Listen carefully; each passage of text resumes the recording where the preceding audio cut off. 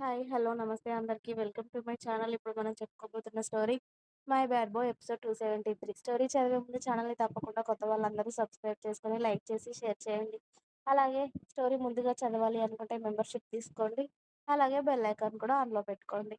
మీరిప్పుడు ఏమనకండమ్మా అని చెప్పి రుద్ర అందరి కోసం ఫుడ్ బయట నుండి తెప్పించి, రుద్ర మాత్రం తినకుండా ఇక నేను బయలుదేరుతానురా. నిన్ననగా వచ్చాను. ఇవాళ దానికి కనిపించకపోతే గోల చేస్తుంది. పైగా దానికి హెల్త్ కూడా సరిగ్గా లేదు. వెళ్తాను అని రుద్ర చెప్పడంతో, రుద్ర లేకపోతే వేద ఎలా ఉంటుందో జీవన్‌కి తెలిసి, సరేరా థాంక్యూ బావ అని జీవన్ రుద్రాని హత్తుకున్నాడు.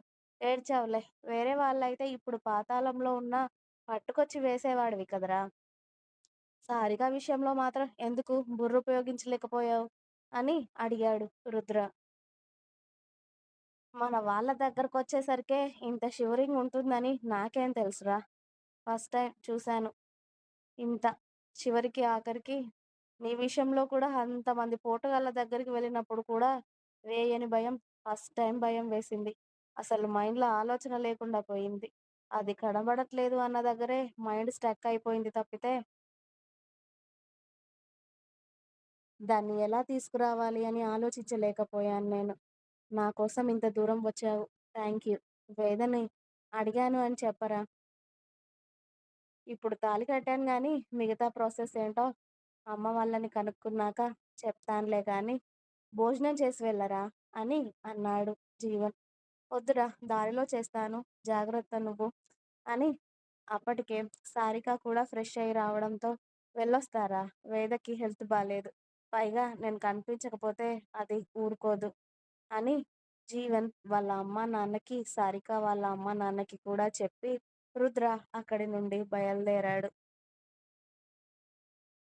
అప్పటికే రాత్రంతా చిన్నోడిని అమ్మమ్మ, నానమ్మ ఎత్తుకొని ఉన్నా కూడా వేదాకి అస్సలు నిద్ర పట్టలేదు రుద్రని చూడకపోతే. ఇక మరుసటి రోజు మధ్యాహ్నం అవుతున్నా కూడా రుద్ర జాడ లేకపోయేసరికి మెల్లిగా కొడుక్కి పాలు పడుతూ అప్పుడే వాళ్ళ అమ్మ భోజనం తినిపించి వెళ్ళడంతో మెల్లిగా రుద్రకి వీడియో కాల్ చేసింది. ఇంకా కాల్ రాలేదేంటా అనుకున్న రుద్ర బాబుకి కాల్ వస్తూ ఉండడంతో అతడు చిన్నగా నవ్వుకుని ఫోన్ లిఫ్ట్ చేసి నీ కొడుకెక్కడే అని అడిగాడు వేద. ఒక్కతే కనిపిస్తూ ఉంటే ఫోన్లో. పాలు తాగుతున్నాడు బావా అని వాడిని చూపించగానే వాడు పాలు చప్పరించే సౌండ్ అక్కడికి కూడా వినబడుతూ ఉంటే కొడుకుని ఒకసారి చూసి ఇంకో 2 గంటల్లో నీ ముందుంటాను సరేనా? భోజనం చేసావా? అలానే కూర్చున్నావా అని ఇంకో 2 గంటల్లో నీ ముందుంటాను సరేనా? భోజనం చేసావా? అలానే కూర్చున్నావా అని అడిగాడు ఆమె ఏడుపు మొహం చూసి.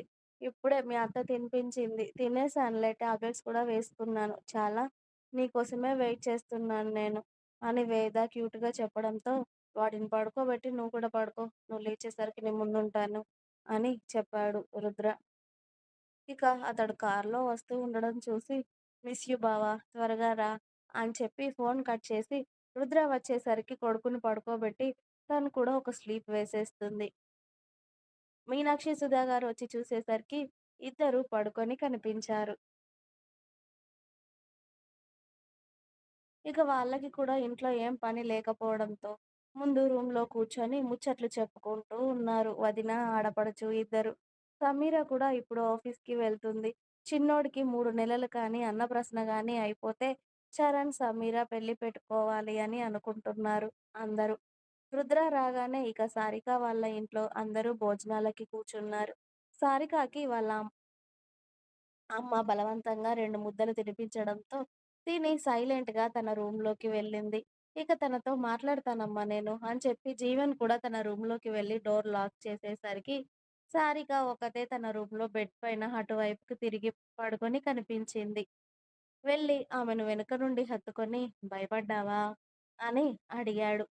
వెంటనే సారిక అతడి వైపుకి తిరిగి అతడిని ఇష్టం వచ్చినట్టుగా కొడుతూ, అంటే నన్నెవ్వరెత్తుకుపోయినా అంతేనా? మీ వల్లే అసలిదంతా. అందుకే మీ పోలీస్ జాబ్ అంటే నాకస్సలిష్టం లేదు. మొదటి నుండి మీ జాబ్ వల్లే మన ఇద్దరి మధ్యలో గొడవలు.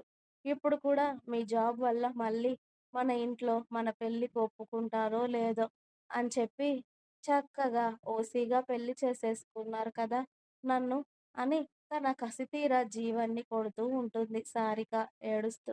ఇంకా ఉంది. మీకు నా స్టోరీస్ నచ్చినట్టయితే ప్లీజ్ లైక్ చేయండి, షేర్ చేయండి. అలాగే ఛానెల్‌ని తప్పకుండా కొత్త వాళ్ళందరూ సబ్స్క్రైబ్ చేయండి. Please subscribe my channel. Thanks for watching my video. By by. Please like, share and subscribe.